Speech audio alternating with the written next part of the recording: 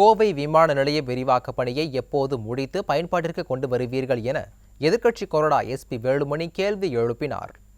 சட்டப்பேரவையில் பொது நிதிநிலை மற்றும் வேளாண் நிதிநிலை அறிக்கை மீதான விவாதத்தில் பேசிய எதிர்க்கட்சி கொறடா எஸ்பி வேலுமணி, கோவை விமான நிலையம் விரிவாக்க பணி மந்தமாக செல்கிறது என்றும் நிலம் எடுக்கும் பணியும் இன்னும் முடிவராத நிலையில் உள்ளது. எனவே கோவை விமான நிலைய விரிவாக்க பணியை எப்போது முடிப்பீர்கள் என கேள்வி எழுப்பினார். மேலும் இது குறித்து திமுக எம்பிக்கள் நாடாளுமன்றத்தில் பேசி ஆக்கப்பூர்வமான நடவடிக்கைகள் எடுத்து கோவை விமான நிலைய விரிவாக்க பணியை முடிக்க வேண்டும் என வலியுறுத்தினார். பொள்ளாச்சி வடசித்தூர் கிளை வாய்க்காலை தூர்வார அரசு முன்வருமா என அதிமுக சட்டமன்ற உறுப்பினர் பொள்ளாச்சி வி. ஜெயராமன் சட்டப்பேரவையில் கேள்வி எழுப்பினார்.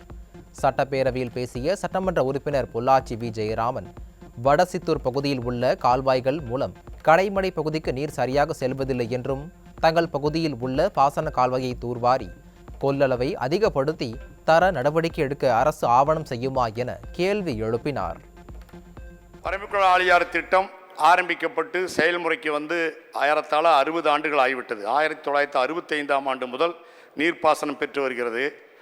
அதனுடைய மேல்மடையிலிருந்து கடைமடை வரை இருக்கிற அனைத்து வாய்க்கால்களும், பரம்பிக்குளம் மெயின் வாய்க்கால் திருமூர்த்தி அணையிலே இருந்து வெள்ளக்கோயில் கடைசி வரையிலே 123 கிலோமீட்டர் நீளமுள்ள அந்த மெயின் வாய்க்கால் தூர்வார முழுவதுமாக செப்பினிடப்பட்டு அதனுடைய கொள்ளளவை அதிகப்படுத்தி இப்போ 1100 கனஅடி தண்ணீர் போகிற அளவுக்கு இருக்கிற அந்த கொள்ளளவை இன்னும் அதிகப்படுத்தி போகிற வகையிலும் அனைத்து டிஸ்ட்ரிபியூஷனரி சேனல்ஸ், அனைத்து கிளை வாய்க்கால்களையும் முழுமையாக கம்பி கட்டி காங்கிரீட் போட்டு பழுதில்லாமல் தண்ணீர் 4,25,000 ஏக்கர் நிலங்களுக்கும் பழுதில்லாமல் தண்ணீர் சென்றடையத்தக்க வகையிலே அமைச்சர் அவர்கள் எனக்கு பதில் உரையிலே சொன்னதைப் போல முழுமையாக அணையினுடைய மேல் பகுதியிலிருந்து கடைமடை வெள்ளக்கோயில் வரை இருக்கிற அனைத்து பகுதிகளுக்கும் பிரதான வாய்க்கால் உட்பட கிளை வாய்க்கால்கள் வரை அனைத்துமே முழுமையாக கம்பி கட்டி காங்கிரீட் போட்டு தண்ணீர் சேதமின்றி விவசாயிகளுக்கு டேம் டு ரூட்